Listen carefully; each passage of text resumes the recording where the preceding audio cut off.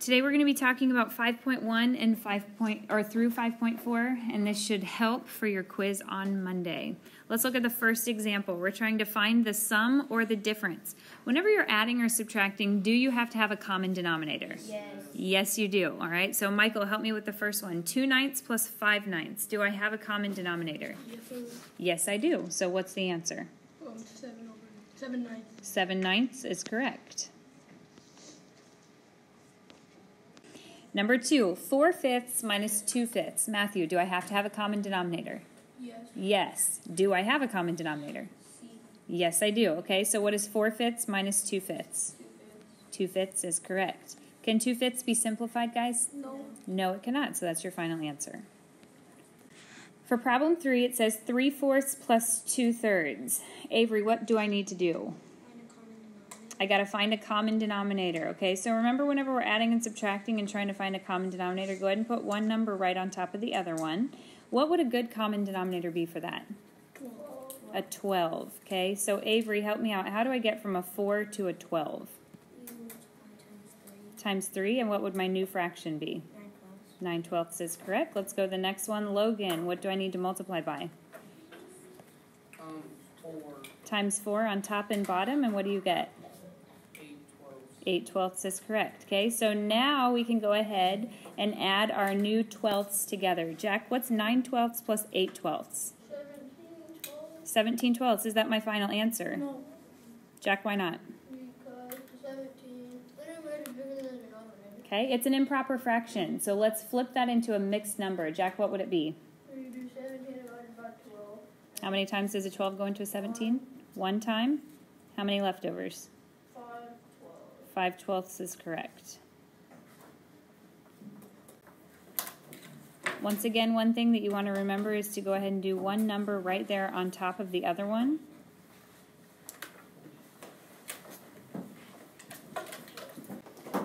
As I just walked around, I saw a lot of you had the correct answer, but a couple people were kind of struggling still, okay? So here you've got to multiply by 2 on top and bottom, and what do you get? 10/16. The next one I don't need to do anything with, so it's 7/16. Be careful. Here's where some people messed up. They forgot what sign was over there. What sign is that? A minus, okay? So 10/16 minus 7/16 is what? 3/16. Be careful, okay? Because some people still had 17/16. Just make sure that you are looking carefully at what your sign is. Let's look at the next one. Number 5.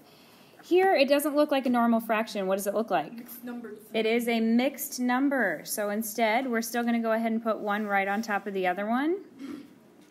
And I've got to find a common denominator. Who can help me with this one? Hope, go ahead.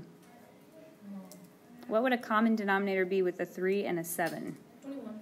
A 21 is correct, okay? So how do I get from a 3 to a 21? Times 7. Multiply by 7 on top and bottom, and what do you get? 14. Okay, what about the next one? Times 30. Times 3 on top and bottom, and what do you get there? 15. 21st. 15/21 is correct, okay? So now I'm going to be going ahead and looking at just my fraction, because we always do the fraction first. 14/21 minus 15/21. You can't do it. You cannot do it. So Hope, who should I borrow it from? 6. You borrow from the whole number, the 6, okay? Now, these guys right here, they do not need a whole number. They need fractions. How many 21sts do I get when I borrow one whole? 21/21. Okay, so I am now adding one whole, or 21/21. All right, so right here, 14/21 plus 21/21. What is that? 35/21. Okay, so just kind of starting off here, I'm going to have 5 and 35/21. Now, I'm still just going to go ahead and bring over what I have here, but I'm bringing over my 21sts. So I've got 2 for my whole number and 15/21. What is 35/21 minus 15/21? 30/21. Not 30. What is 35 minus 15? 20. Right? So you've got 20/21. And be careful, sometimes people try to box that in and think they're finished, but what do I still need? 5 minus 3 is 2. 5 minus 2 equals 3. Okay, so don't forget that. And go ahead and box in your answer. Going on to the next one, same idea. I've got 4 and 5, 6. It's a mixed number. Plus another mixed number, 3 and 3/4. What do I have to do before I do anything else, guys? Find a common denominator. Good job, Addison. What is my common denominator? 12. 12. Good job. Okay, sometimes people try to say 24. If you said 24, it would still work, but it's actually best to have whatever the tiniest one is. Addison, how do I get from a 6 over to a 12? Times 2. Multiply by 2. What do you get? 10 12. 10 twelfths. Next one, Michael. What should I do? By 3. Multiply by 3. What do you get there? 9 12. 9 twelfths is correct. Okay, what goes first, the whole number or the fraction? The fraction. Every time you always want to do the fractions first. So let's go ahead and add my new fractions right here. 10 twelfths plus 9 twelfths. What do we get? 19 twelfths. Now let's add our whole number. What is 4 plus 3? 7. Am I done? No. What do I have to do? Make it a mixed number. Make it a mixed number, okay? So we don't want that to be there. Here's one idea that you want to remember. This means 7 plus this improper fraction, okay? If I want to turn 19 twelfths into a mixed number, what would it be? Nick? It would be 8 and 7 twelfths. Just what would the 19 twelfths part be? Oh, 7 twelfths. Not Wait, 7 no, 1 and twelfths. 7 twelfths. 1 and 7 twelfths, okay? Now remember, if you can't figure out how to do that like he just did it in his head, you can always work it out like this, or just do it in your head, okay? But here you've learned that 19 twelfths is the same thing as 1 and 7 twelfths. It's just written as a mixed number. So this simply means 7 plus 1 and 7 twelfths. So Nick, what was it that you said the answer was? 8 and 7 twelfths. 8 and 7 twelfths is correct. Next up, what we're working on is finding the product. So we're multiplying these numbers together. Remember, when you're multiplying, you want them both to look like a fraction. So help me out, Nicholas. How can I make the 10 look like a fraction? Put 10 above 1. Okay? You put 10 on top of a 1, okay? Now, Nicholas, do I need a common denominator? No. You do not. Whenever you multiply, you do not have to have a common denominator, okay? So, Nick, what's my answer? Wait, what happened? You said 34ths. 34ths. Matthew, am I finished? No. How many times can a 4 go into a 30? Okay. 7 times. 7 times 4 is 28, so what's my remainder? 2 over. 4. Okay, is that simplified? No, 9. make it 2 eighths and 1/2. So, Matthew, what would it be? 7 and 1/2. 7 and 1/2. Remember, every time your answer must be in simplest form. All right, so in order to have made that slightly more simple, we could have cross-reduced, okay? Right here you can see a 2 can go into both of those, so that would have been a 2 and a 5. Whenever you did that, you would have come up with the answer 15 halves, which also equals 7 and 1/2, okay? But you're right, if we had done this right here and cross-reduced, it would have been a more simple answer. Okay, let's go to the next one. 2 and a 4th times 3 and a 6th. Avery, what do I do first? You have to make it into an improper fraction. Improper fractions. What would 2 and a 4th be? 9 fourths. And what would 3 and 1/6 be? No, 19 19 sixths. Is there anything I can cross-reduce? Yes. Yes. Which numbers? The 9 and the 6. 9 and 6. What goes into a 9 and a 6? 3. A 3. How many times does it go into a 9? 3 times. 3 times. How many times does it go into a 6? 2 times. 2 times. As you multiply it across, what is 3 times 19? 57.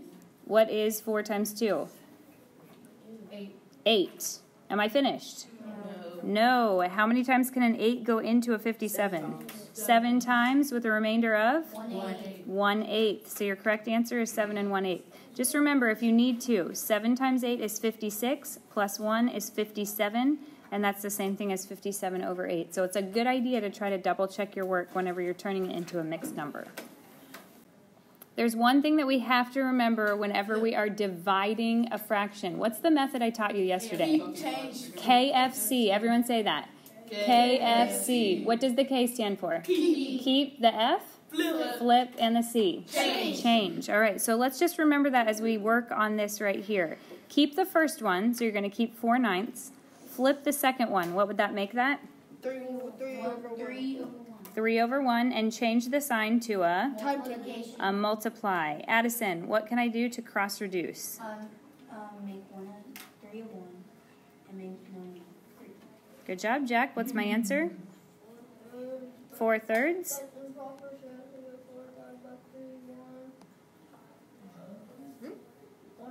1 1/3 is correct. Let's go on to the next one, number 10 to the side. Logan, what should I do to make that first number look like a fraction? 16 over 1 divided by, and how do I turn this into a fraction? What would it be? Which is? 9 seconds, okay? Now we're going to keep the first one. He says to flip the second one and change the sign. Is there anything that I can cross reduce? No, there is not. Hope. What is 16 times 2? 32 over? 32 over 9. Sorry. Over 9. Hope, am I finished? No, let's make that a mixed number. How many times does 9 go into 32? 3 times. And what's the remainder? 5/9. 3 and 5/9. I want you guys to try to do number 11 on your own. All right, the first one, 6 1/4. What is that? It was 25 over 4. 25 over 4 divided by, let's turn 3 2/4 into an improper fraction. What do you get? 14 over 4. 14 over 4, okay? KFC, what do I do? Keep the change. Keep the first one, flip the, okay, so it turns into 4/14, and change the, Division to multiplication. change that sign, okay? So what can be cross-reduced? 4 and 4. The 4 and the 4 turn into 1s. That leaves me with what? 25 over 14. 25 over 14. If you didn't get this, I want you erasing it and fixing it for me, okay? Can I leave my answer like that? No. No. So what would the answer be? 1 and 14. 1 and 11/14. If you did not get that, who's got a question? GCF and LCM using prime factorization. What goes into the 6, guys? 2. And?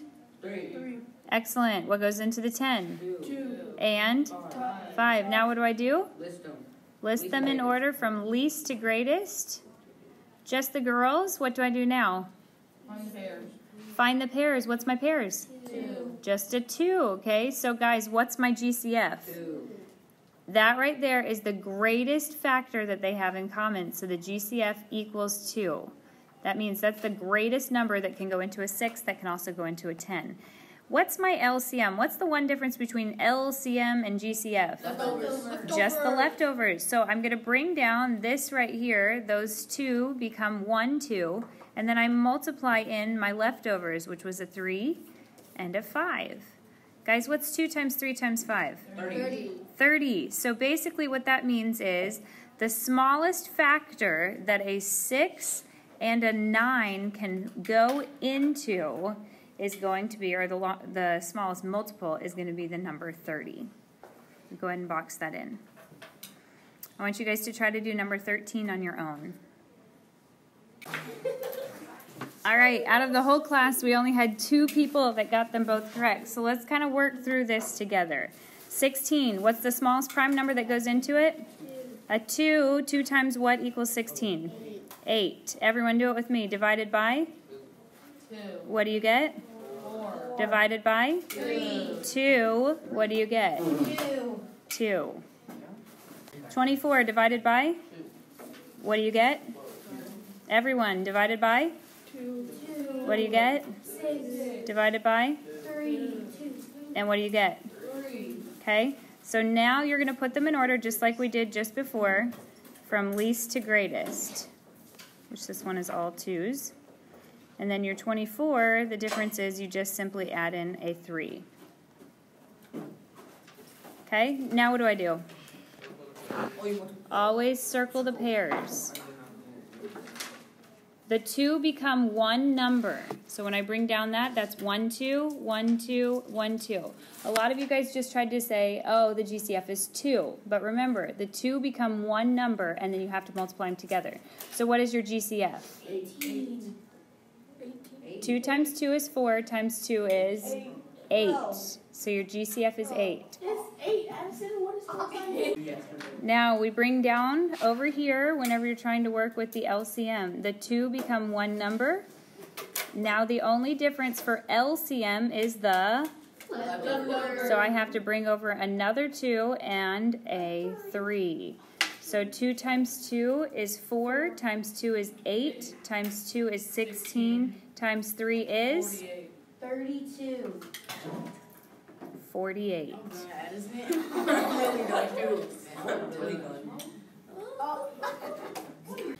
The quiz on Monday is over 5.1 through 5.4. If there's anything there that you don't understand, please go back through and double check it and study it.